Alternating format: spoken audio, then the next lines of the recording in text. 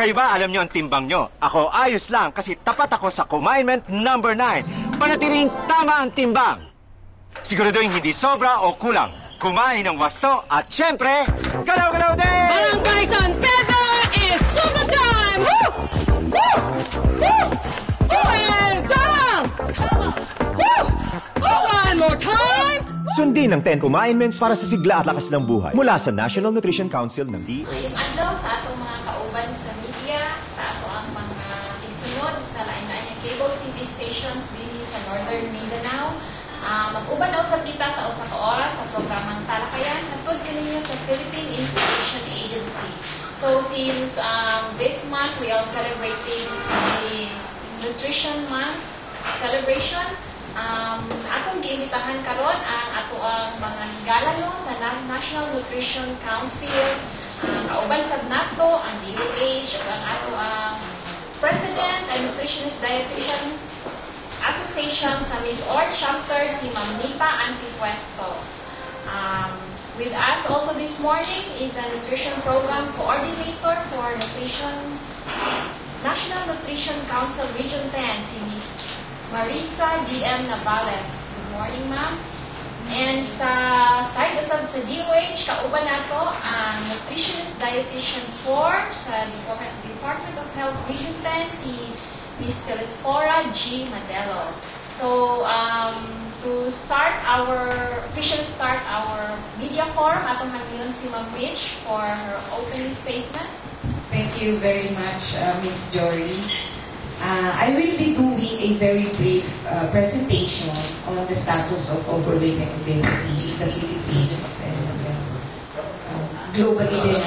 Just to give you a brief background information on how serious is obesity in the Philippines now. So if you will allow me, Miss Jory, I will do the presentation now.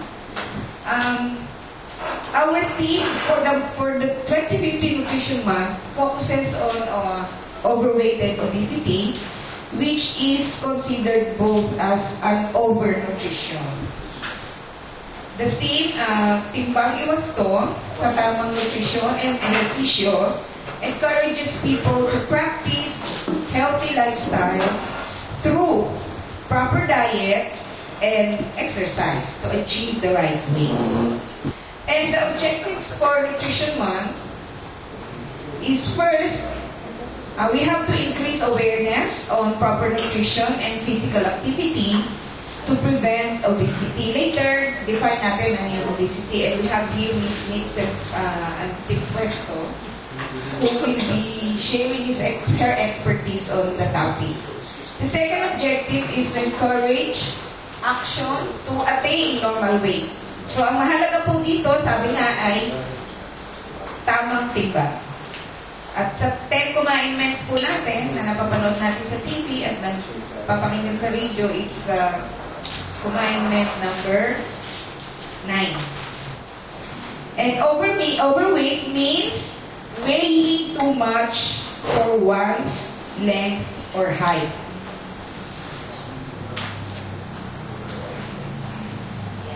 Measures of overweight and obesity po, meron po tayong 4. But this will later be explained further by Ms. Nitz. Weight for age, for children 0 to 60 months old. At yung pong kanilang weight for age is put against the child growth standards. Weight for age table of the World Health Organization. Global standards po yung ating sinusundan pagdating sa measurement of weight for age for children 0 to 16 months. This is a survey of the National Nutrition Survey done by the Food and Nutrition Research Institute. If you would recall, pre-present natin yung ibang data coming from the FNRI 8 National Survey. That's 2013 data po ito. And focus naman po tayo on overweight and obesity. Sabi po kanina, merong waist circumference saka waist-hip ratio. Ito po yung prevalence ng high waist circumference among adults 20 years old above.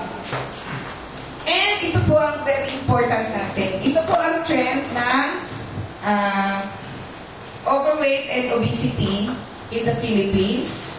So, by age group po ito according to FNRI. So, ang national figure po natin for, what's this? 20 years old and above, ito po yung medyo, ano talaga, hindi siya medyo, it's alarming. It's actually a public health concern na po. We are running 31.1 prevalence of overweight. Meaning, 31 in 100, 31.1%. 31 among 100 Filipinos are overweight or obese. Tingnan po natin yung ating prevalence. Ang national po is 31.1. Look at Northern Mindanao. Nandun po tayo. Mas mataas po tayo sa national data by 2%. And among the provinces and among the age group, makita po natin yung naka-red. For 0 to 5 years old, medyo high po tayo sa Camiguin, and there is a scientific explanation there. Lanao del Norte for 5 years, above 5 years old to 10 years old. And for 20, ano po ang highest? It's still Camiguin. So, both for younger children and older adults, no? Camiguin ranks po top sa prevalence of overweight and obesity.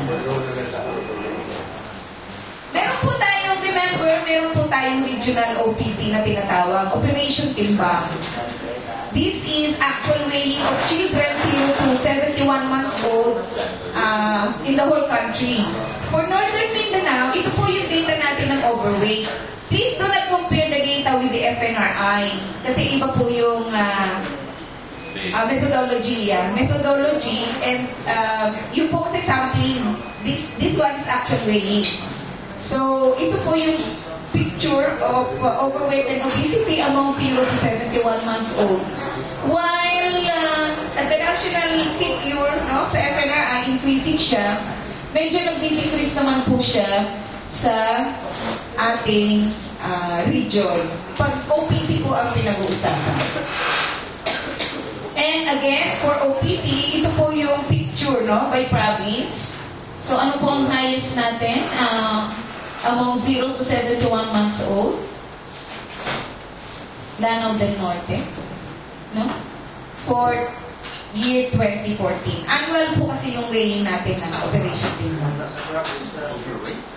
Opo. Among 0 to 71 months old children. So, but we have validated some of the data, no? So, we checked those sa validated data. And for the cities, medyo mataas po tayo sa Hingoog City. Number 1, because mataas, highly, nag-urbanizing na po rin kasi ang Hingoog City, and marami po yung population. Yes, sir. Ma'am, yan po yung isa sa mga causes. And so far, the lowest po natin is El Salvador and Valencia City. By the way, Valencia City is vying for a nutrition award, no? National Nutrition Award. So, they're on their second year maintenance, no, ng consistent regional outstanding winner in nutrition, and we hope that continuously mapababa niya both overweight and underweight. Ang pinakamataas daw po by wealth index, yung pong riches ang overweight and obese. No? Sila yung pinakamataas ang prevalence. And the poorest, is that national? Overweight. Opo, national po ito. This is according to the DOST FNRI 8th National Nutrition Survey. If yung pong we have provided you a copy of the talking points for the benefit of those who came in late. Meron po tayong data dyan na nakalagay. Ito lang po ang causes, no, ng overweight and obesity. So, physical inactivity. Galing po kami sa isang conference sa Manila last week.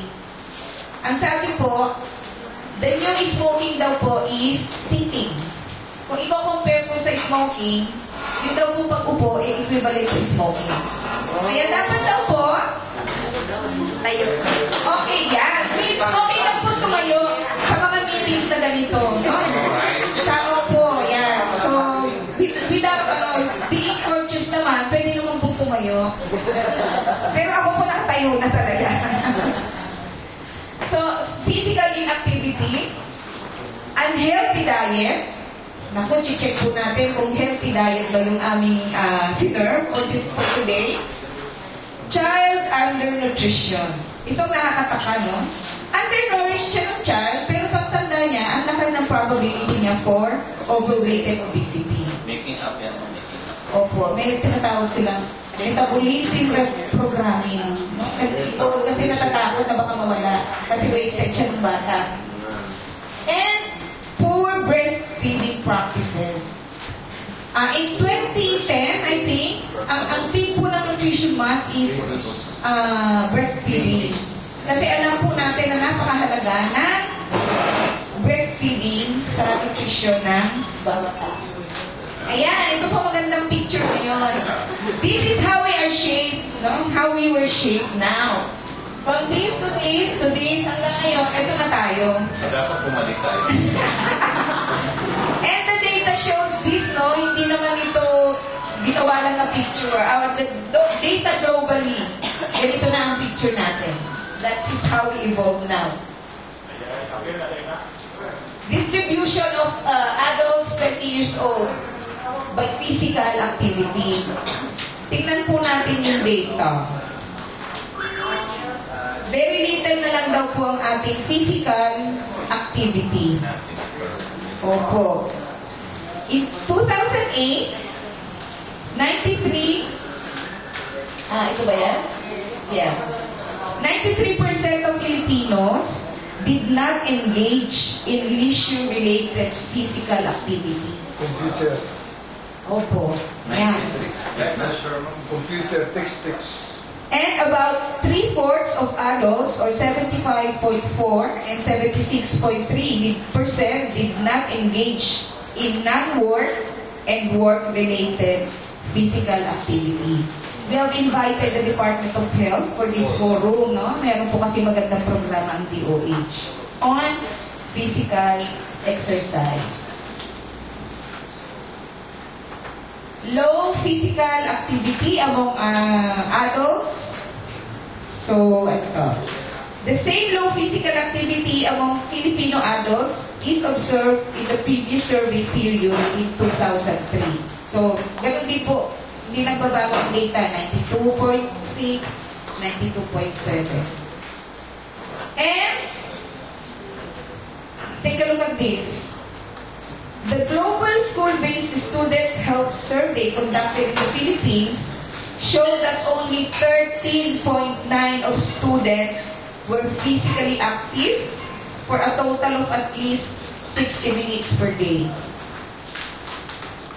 on 5 or more days during the past 7 days. So, kahit sa school, nabawasan na rin na ang physical activity natin. Only 22% of students went to physical education class for 3 or more days each week during the school year. And 32.3 spent 3 or more hours per day sitting. Yeah, computer na naman daw po. Totoo yun. Yung anak ko nga, pag-uwi ko sa Manila binigyan ko na tuloy ng oras niya. Okay, hanggang 7:30 ka lang magtatab.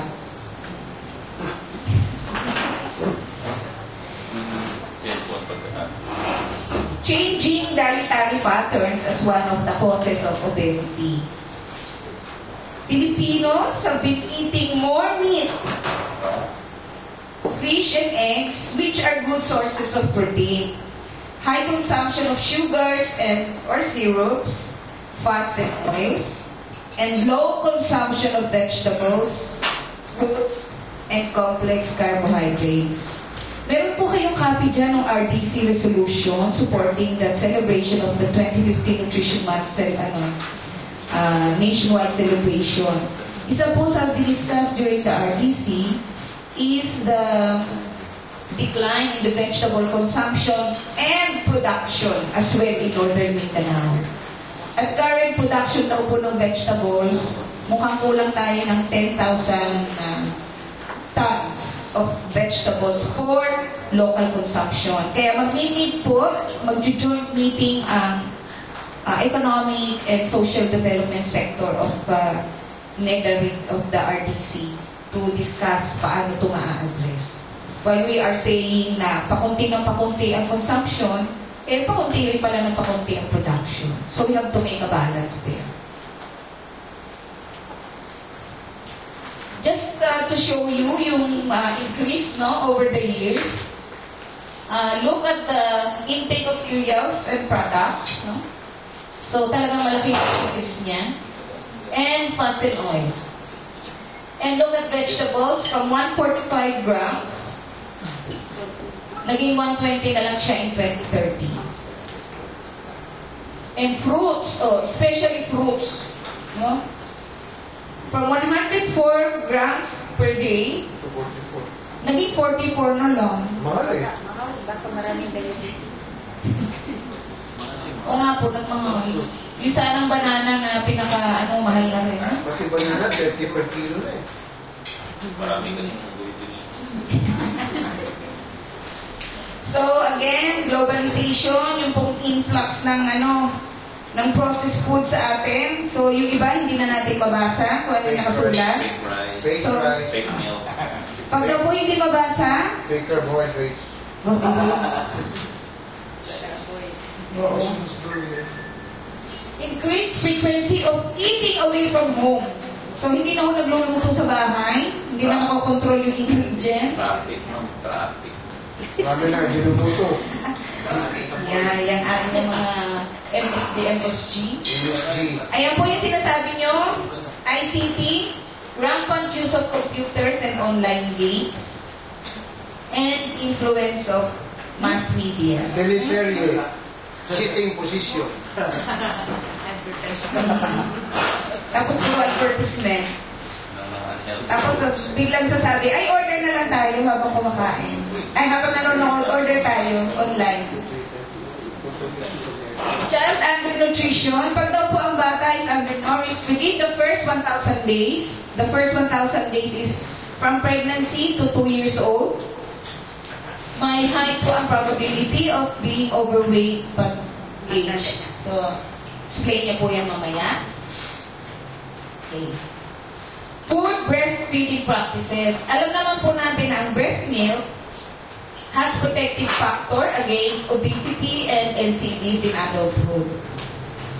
Breastfeeding improves the feeding habits, affect infants' appetite, and physiological differences between breast milk and infant formula is very evident. Opo, yung mga milk formula natin. That's why, especially during disaster, sana po wala tayong tatanggapin na milk donations.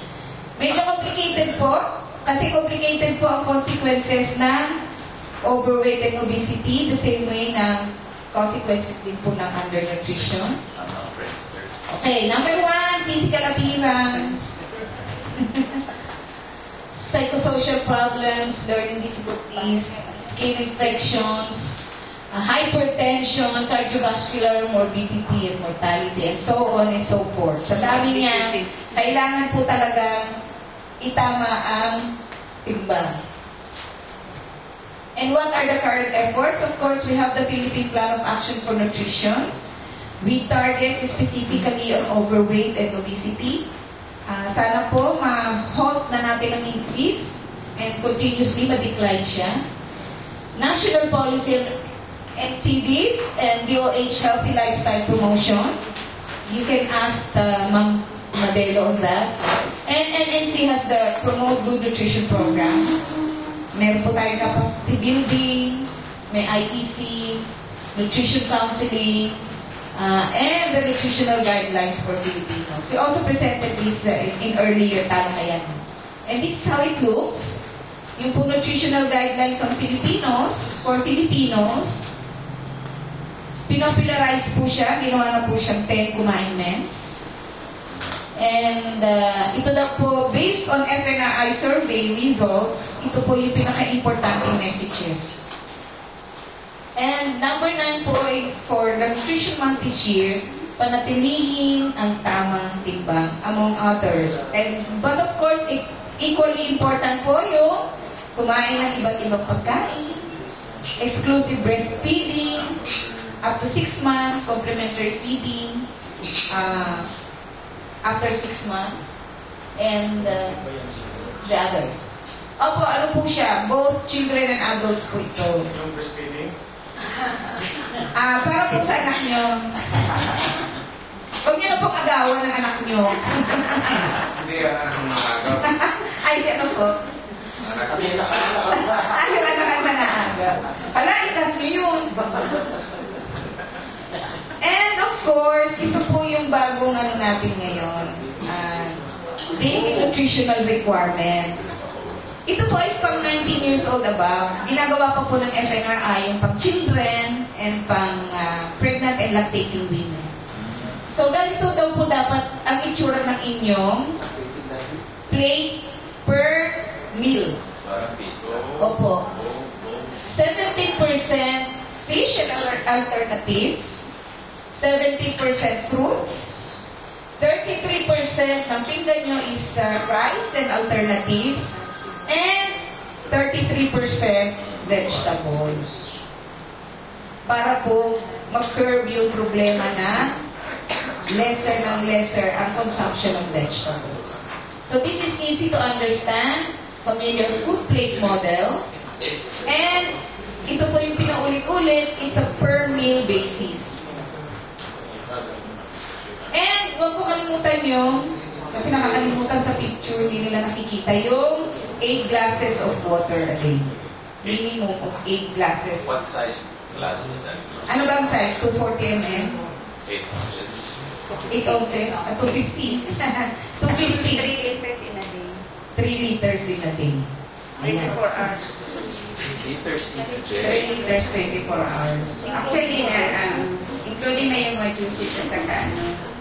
So, actually, ang pag-consume for that is not that at one time. You use that one, like, for example, you start drink, you get 3 letters, diba? Yung, like, for example, sa soft drinks na, ano, diba, you put water, and then you start by 5 o'clock, and then it should end up next day, 5 o'clock. 24 hours. 12 o'clock in the morning. And then 5 o'clock. 5 o'clock in the morning. 24 hour, round the clock, kumbaga. Coffee, tea. Okay? And of course, ito po yung isang importante, basahin daw po yung nutrition label. Hindi namin natindihan. I-explain po yun, ma'am. Itanong Yung minimum calorie intake per day. Itanong niyo. Pero dapat po lahat ng binibili meron na nito. And ito po yung isa sa mga bago, calorie label po sa front, pero this is optional pa po. Yung kanina is, ito po mandatory na. Yung pong front labeling, optional pa lang po siya. Kasi it would entail additional cost po sa mga manufacturers. And for breastfeeding interventions, we have the EO51 or the Milk Code, the Expanded Breastfeeding Promotion Act, the Mother Baby Friendly Hospital Initiative. Dapat po lahat na ng hospitals nag-i-initiate ng breastfeeding. At wala po makikita feeding bottle sa nursery. And IYCF National Plan. For school-based, alam po natin na DepEd has a administrative order on the sale of healthy foods in school. At isa rin po yung ina-advocate natin is sana po sa Cup Pinoy, may Cup Pinoy Seal yung tinitindang mga products sa kantin. Integration of health, nutrition, and PE in school curriculum. Biannual nutritional assessment. By this time po, nag-i-start na po ang DepEd ng kanilang school weighing for the expanded breastfeeding, expanded school-based feeding program. Usually po, may report po siya sa National Nutrition Council mga month po ng August. And pag nakuha na po natin yung data dyan, we'll be sending it out sa media.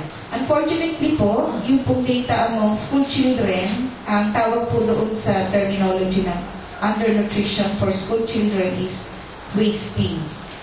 Wasting po. Wasted.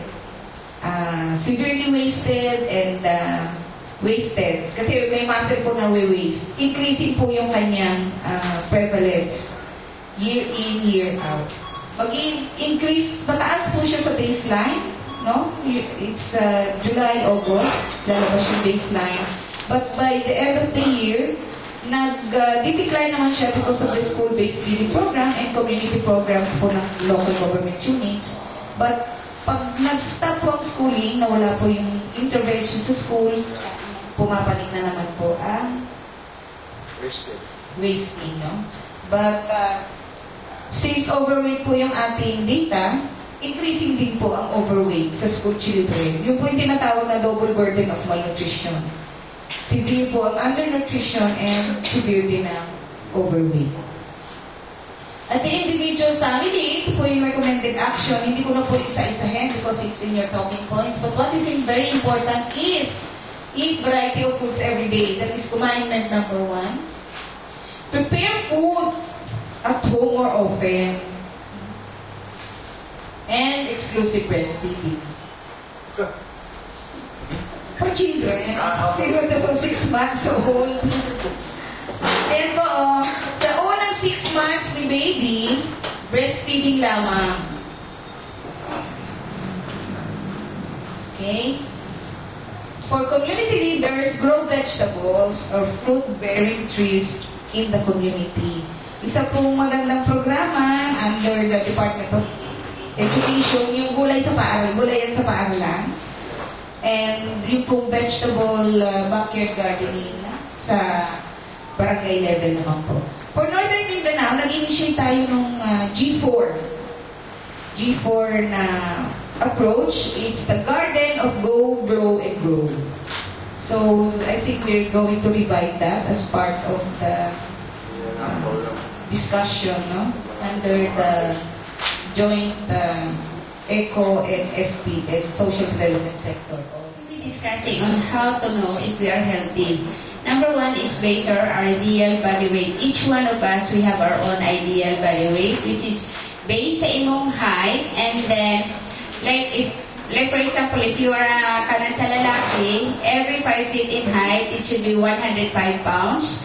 And every inch extra, like 5'4", so you have to times that 1 by 6. So kung 5'4" ka, 106, and then 4 times 6, i-plus mo sa 106, that is your ideal body weight. Ikaw man. Then, Kung below ka naman. kung below ka, ana na siya. So, depende na siya. Kailangan tagitawag ng medium frame, large frame, o normal. Okay? Kung medium frame siya, like for example, ang imong paani mo karon, ang imong weight ni mo karon is 67. 65 kilos. So, gamay ka, how to know if you are in a medium frame? This one. Kini siya, o kini, imong ibutan dire. Diba na-ibaw na to, dire napita? Diha na siya. Pag once na mag-abot na siya, so buti pa sabot, naka sa medium. Yes, Pag mag-overlap siya, naka sa small frame. Pag di ka maabot, na siya sa large frame. Okay. Next to that is, di ba na nakabutang nato dito waistline? So waistline sa babae, it should be 31 inches, and then sa lalaki, it should be 35, and that is the normal. Okay.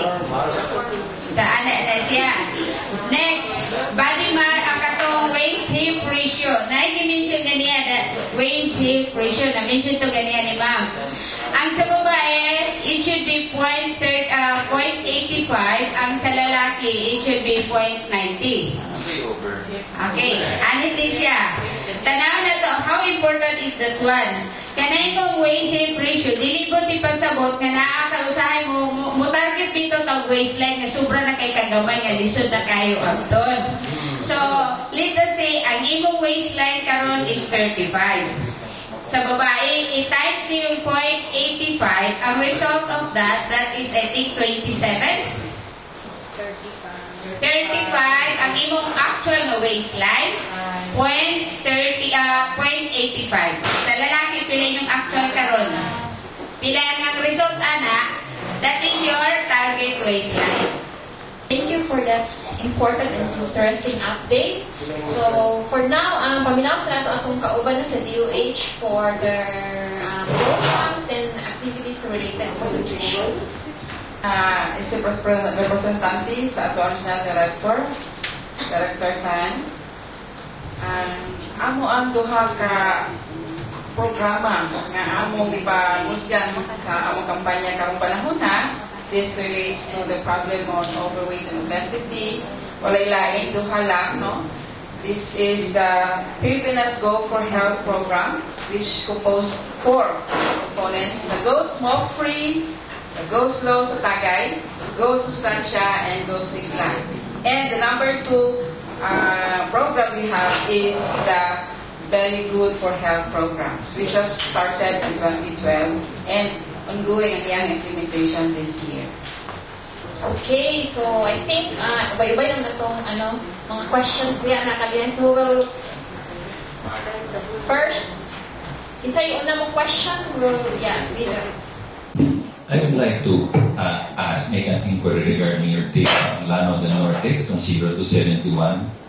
Highest ang weight sa mga bata dito sa probinsya.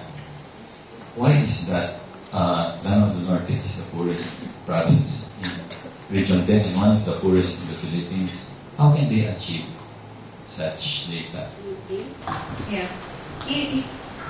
Yun po yung reason na we are validating the data na submitted to us. The OPP data is submitted to us by the Provincial Health Office.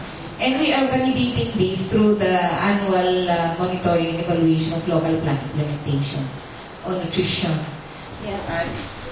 Sir, maybe one of the reasons why too high, according to the data presented by Ma'am Beach, one of the reason there is not all the nutrition scholars who is in charge of this Operation Big Bang are trained, plus the gadgets that they are using. When we say gadgets in taking their heights and the weight, we should consider the weighing scales.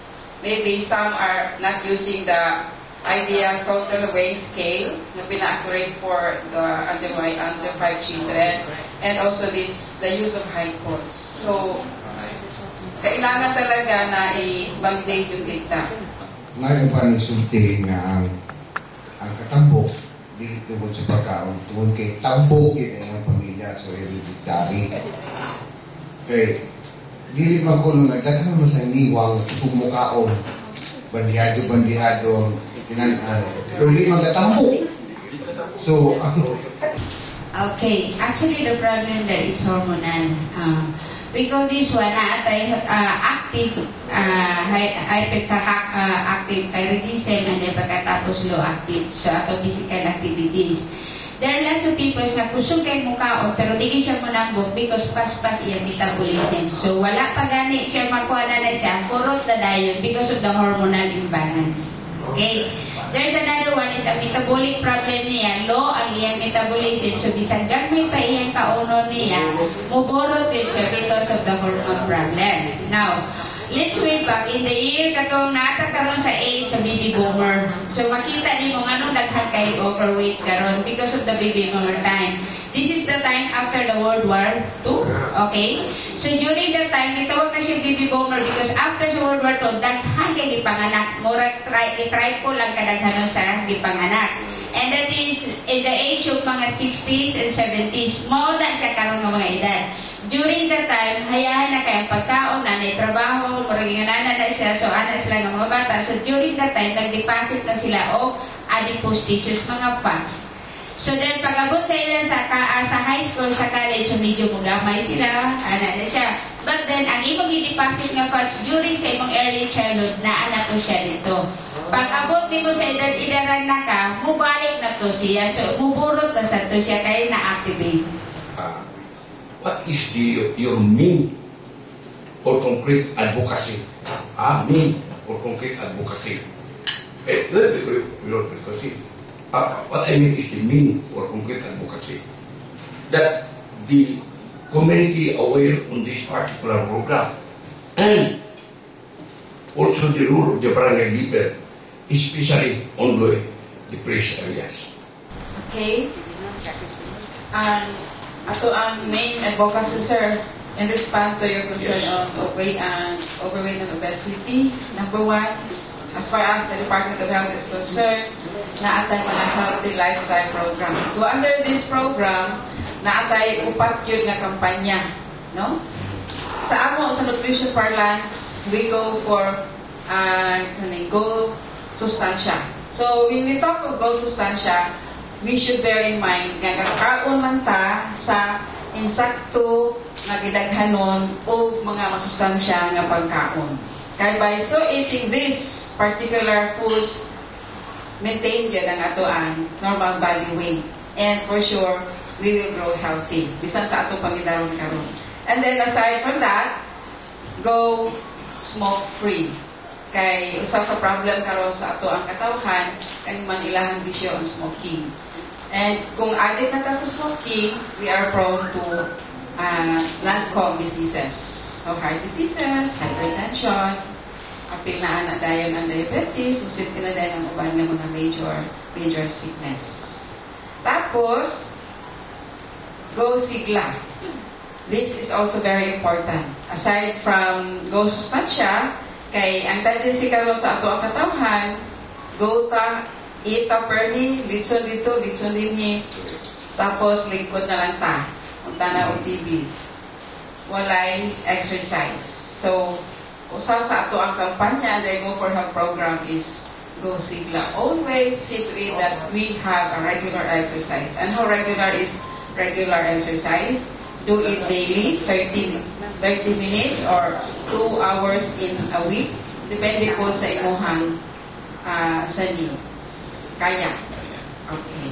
And then, also, hinay-hinay sa alak. And these things should go hand in hand. So, ang gusto karoon nga, kung saan pag-yapag din ang pagbitir nga, ang tao 50. Kaya, o siya tabok 50. Hindi siya pag-iwan. Manuris. Sir, ano din siya? So, ang atong buhatang yun natay data, i-compute yun na nato. Dili lang na nato. So, ikaw tambok, ikaw liwang. So, i-compute yun na nato. Number 1 is base sa iyang height. Present weight minus ideal body weight. Ang result is mo na siya ang mong nutritional status, either overweight or obese ka. Now, if you are an obese and then naanay mga factors, naanay mga health problems, so then kinalan, ipaabot ka sa imong normal weight para dili ka grabe, hindi ka masakit. Because kung tambok ka, mo ni siya ang mo resulta. This one. This one. So this is now the metabolic disorder. When you say metabolic disorder, hindi siya hinungdan ani is mostly sa kaon. Pero pag naay, actually, yung tanong, the bottom line here is education, kaya dili tanan nakabalo. Like for example, this one. We call this one, this is the weapon of mass destructions, and mostly, mo ni atong gabuhaton. Kusog ka ita mga onani.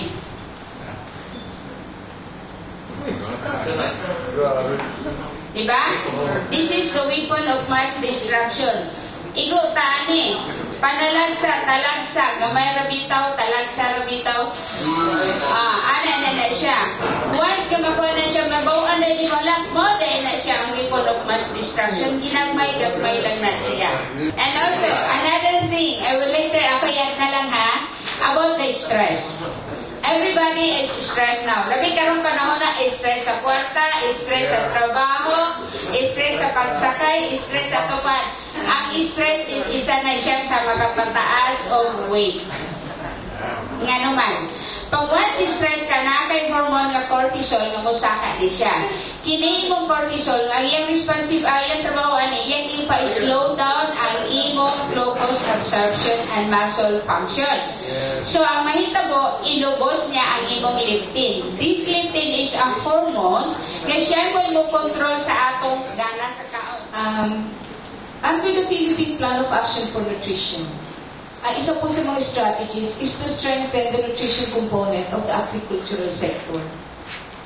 So, the Department of Agriculture is leading us through that, being a member of the National Nutrition Council board. No? And as I mentioned, isa sa ating ina-advocate is yung, for Northern Mindanao particularly, is yung ating G4, no? Backyard gardening. Pero doon sa pag-ikot namin, annually, no, nakakapagtaka rin, and we're asking the help of the local government units to advocate for the backyard gardening. Kasi in many areas na na-visit namin, malaki yung backyard, hindi nagtatanim. Walang tanim. And then if you probe further, may issue ng awareness level sa programs ng national government and sa local government. Alam naman natin na ang greening program is a national program, but nevertheless, ang local government units have their own local programs as far as backyard gardening is concerned. Do we have some sort of explanation why mas higher ang Northern Mindanao sa prevalence sa obesity and among the provinces sa nganong Camiguin? Actually, kami rin na-shock na Camiguin yung Kasi Camiguin is a convergence area, di ba? Because of the high prevalence, high poverty incidence, the most number of patawid pamilya beneficiaries in Camiguin, mga ganong data, no? But, na-shock din kami when sa survey ng FNRI, Camiguin pa yung lumabas na highest ang prevalence na overweight and obesity. Especially among, tingnan natin yung 20 years old and above. And napag-usapan na rin namin ito sa Regional Nutrition Committee. Yung FNRI survey kasi it does not give you more or less the reasons. No? So, it's up for the agencies to pick up action research or validation. So, sa Regional Nutrition Committee level, na-discuss namin ito. And yung scientific explanation kanina ni Ma'am Nitz is yung water retention because of the bulag and the dinanos. And then, meron ding explanation ng ating taga-DOH. Ako lang i-share, no? Sa among experience, per monitoring sa ato ang program sa nutrition sa Camiguin Province pa ko na-assign. We conducted interview with the mothers, no? Dili lang dito sa ato mga underweight children, but those kanang overweight ng mga bata. And one of their answers, wala man may ikapakaon sa among mga anak, but more on the rice. No, rice lagi siya. Unsa may kasagaran na sudan. Kuan lagi siya. Kanang na ay madali-dali daw is kanang na ay ginamos. Kaya unay man ang Camiguin sa kadaghan sa isda, dili mahalin. Gamuson na nila tinaro-taro ang ginamos, no? Bumabalin ta sa physical activity. Kaya kita kami mga ilaran na, ayun na naman yung mga limit sa among yung pangliyok-liyok sa among panglawas. To be candid about this, there is a physical activity that we all love to do and we all feel so good afterwards, which is sex. Do you recommend sex as a physical activity na mo makapaminos sa overweight or makapahatag of well-being sa usa sa tao? Okay. The normal exercise should be 30 minutes. Alala siya every day. Actually, ang exercise karon nato na na siyang i-change na to ang atong mindset ana because usually may tag-exercise kinahanglan zumba kinahanglan yung katong hago gyud kay tanan na dili na siya acceptable karon. So ang exercise ngano ang kanang tai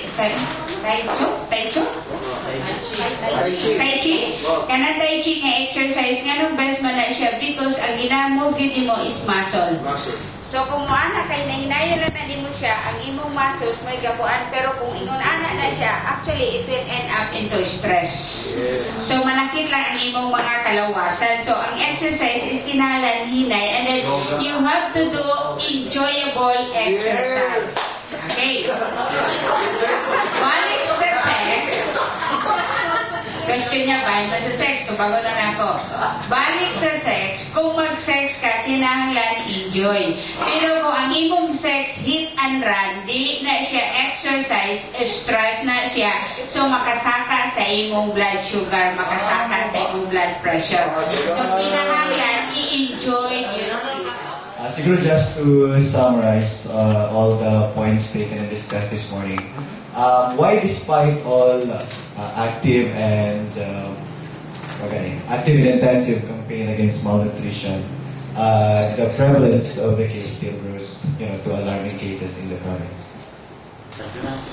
Actually, one of the, sa nakita lang ako based sa mga panako, na nakita lang nila ko is number one is education. I always do the education in nutrition, pero dili pagitanan. Nakabalo ana. Even ang katong na ay mga elite o mga rich people, wala ulit sila kabalo. Labi na karon ng panahon nga daghan kay pagkaon. Take out na lang yun ana siya. So kung imo siyang tan-aw this one, let's say ibutan din ha. Makita nimo the na total fats, na calories, and then total fats, saturated fats, trans fats, and cholesterol and sodium. It should be kana siya natay ginatawag nato og daily value. Okay, this daily value na siya. Kabalo ba tatanan mo basa? Dili, kay wala na tag-educate na. Isa na siya. Kung imong tanaw siya 5 or less, buti pa sa low ang iyang content. 20 and above is high. Ang nahitabuan ni karon kining imong calories, total fat, saturated fat, trans fat o cholesterol, makita na nimo ang nakabutang din halit, especially sa saturated fats, na ay isa ka junk foods, ang nakabutang na 35%. In that 35% pa lang na, musulod na siya sa atong lawas, mudako na tahinay-hinay. Pero kining imong carbohydrates, kining dietary fibers, at imong protein, mao na siya ang pinaka-less nga ibutang siya 2%, 5%. When in fact, kanaon ta ang ipataas. So, ang ilang ibali. So, kung kabaluta manan we have to be careful pala, dapat atong tanawang pag once maabot ng 20 pataas, di na ta mo palit ana. Because whether you like it or not, sooner or later, you will develop a chronic diseases. Ang atong pagkaon is every 3 hours. Pamahaw, snacks, paniudto, snacks, panihapon. Okay. So, kung may snacks, dili itong dagko kay nga snacks. Katurang gamay. Usahay kung may snacks ka, aros, kaldo, butangan o gatas, butangan, asukal. O kanagay siya na, kanabitaw yung champurado, kay na nabilin. Okay? Kung mukaon tagkanon, tagsasad ka bandihado. O mukaon tagkanon, tagsakatasa sa mga bata, pwede na, or pwede half ramagani. So, dirita mo sulod sa balance o measurement niya. Sir, kung mag-diet ka, dili siya necessary nga expensive ang imong paliton. Balik tas pinaka-basic, ang pag-diet lang na to, insakto nga, kanon, sudan, utan, prutas, pero dili itong tagsa kabuo. Like kung mukaon kag mangga, usually mukaon tag mangga, tagsa mo kabuo. Isa ra ka aping. Kung mukaon tag saging, isa ka buok, dili isa ka sipi. Kung naay bang saging, banatan sa natong kao, kay daghan saging, so dapat ang saragit na siya. Mubalik kita sa basic na nutrition. Kung imong tanaw 50% discount sa imong present budget ang imong masave. Kay ano, di naman ka magpataka. Pero kasi more components ng food security that would lead down to improvement of good nutrition. Unless present at mabalance itong 4 na components ng food security, mahihirapan tayong mabalance din ang nutrition situation, mag-improve ang nutrition situation. Number 1 is food availability. Sabi nga natin, meron tayong problema sa production. So, that's number 1. That's the number 1 pillar. Food availability. Kailangan we make the food available. And this is a concerted effort of all Filipinos. Yung next pillar is food accessibility. Hindi pwedeng available lang ang food. Kailangan na-access siya. Economic access, no? Farm to market roads, kailangan nadadala sa markets kung saan nakukuha agad. The third is food utilization. Hindi pwedeng available lang siya, hindi pwedeng accessible. Andyan nga siya eh, kaya lang hindi kinakain. So, nandun yung component ng nutrition education. Or, baka may medical condition, mga diabetic. Available ang food, accessible, pero hindi ma-utilize because of certain conditions of the individuals and the families. And the third is food stability. We know that the effects of climate change is here. We are never too sure kailan stable ang ating food. Thank you very much for joining us this morning. And in behalf po sa directors of the Philippine Information Agency, Thelma Oliver, would like to thank everyone for supporting us, for being here with the National Nutrition Council this morning. So, Ma'am Mitch, before we close the forum, pwede ka makahatag o message sa ato ang mga listeners po sa TV? For our beloved televiewers, among the 10 commandments po, ang focus ng ating Nutrition Month celebration is on panatilihin ang tamang timbang. And we hope that the information that were given this morning or this afternoon will help you obtain yung normal weight natin. And aside from that commandment number 9, for adults specifically, let us follow yung ating bagong dietary requirements, nutritional dietary requirements on the Pinggang Pinoy. Again, sabihin ko lang po yung proportion ng pinggan, 33% rice or its equivalent, pwede naman mga bread. 33% po ng pinggan ninyo dapat ang laman o kinakain is vegetables. 17% fish and alternatives. Pwede rin naman siyang meat or chicken, pero kailangan po matchbox size lang daw. Matchbox size yung maliit lang. Wala pong matchbox na malaki. And 17% fruits. Plus, again, at least 8 glasses or 3 liters of water per day, 24-hour basis.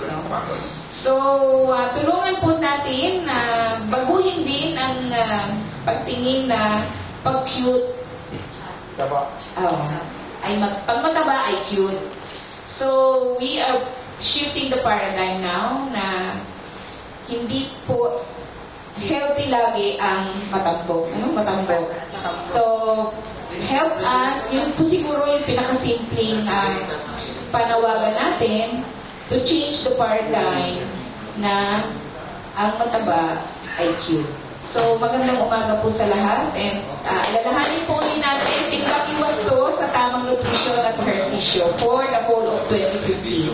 Thank you so much. This has been an enriching discussion this morning. So sa ato ang mga mothers diha, it all boils down to 2 points ago is choosing the right amount of food and the right kind of food. So with that, we would like to thank everyone for joining us this morning. Thank you. Karamihan sa mga niluluto natin, tinitimplahan natin para magkalasa. Kung gagamit tayo ng asin, isaisip natin ang commandment number 7. Iodine salt ang gamitin kasi may iodine. Mahalaga ang iodine, lalo na sa mga buntis, para malubos ang mental and physical development ng magiging baby. Iwas goiter din. Nasa na kaya ang asin? Sundin ang 10 commandments para sa sigla at lakas ng buhay mula sa National Nutrition Council ng DOH.